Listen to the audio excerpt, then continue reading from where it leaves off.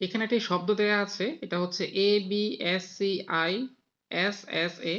এই শব্দটির বর্ণগুলো দিয়ে কত প্রকারে বিন্যাস করা যায়? ৪ টা অপশন দেয়া আছে।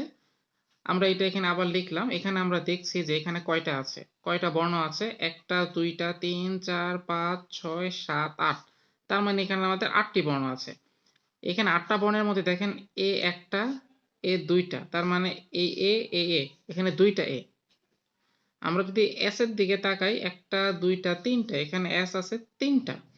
বাকি B, C, I একটা, একটা করে আছে। ওকে?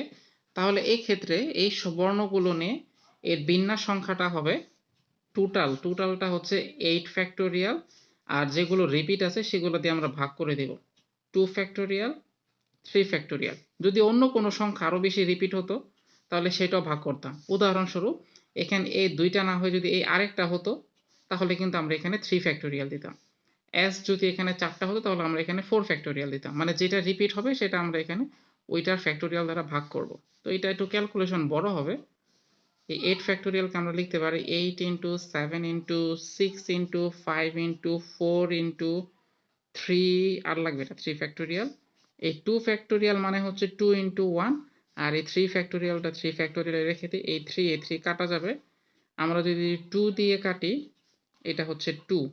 আচ্ছা, এইটা হচ্ছে ৫ দুগুণা ১০, ১০। এটা হচ্ছে ৬ দশে ৬০। আর এটা হচ্ছে ৭ ৮ ৫৬। তো যদি গুণ করি ৬ ৬ ৩৬ এর ৬ হাতে থাকে ৩, ৫ ৬ ৩০ আর ৩ হচ্ছে ৩৩। আর এই শূন্যটা এখানে বসাবো। তার মানে হচ্ছে ৩৩৬০। তার মানে গ তে যেটা এই 3360 এটাই হচ্ছে আমার নির্ণয় উত্তর।